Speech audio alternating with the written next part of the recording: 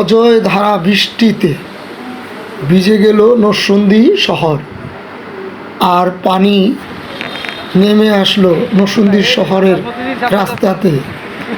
রাস্তাগুলিতে বন্যার পানির ঢল যেন নেমে এসেছে।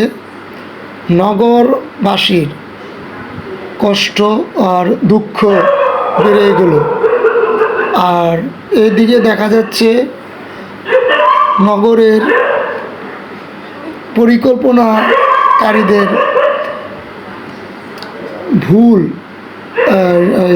রাস্তার সিদ্ধান্ত করার কারণে যে অল্প বৃষ্টিতে যে শহরটির রাস্তাঘাট তলিয়ে যেতে আপনারা দেখতেছেন, আমরাও দেখতেছি যে রাস্তা দিয়ে মানুষ হেঁটে যাবে শুকনো পায়, সেই রাস্তাটিতে বন্যাতে পরিণত হয়ে গেছে। এখন সংবাদ, মনির হোসেন, নরসিংদী।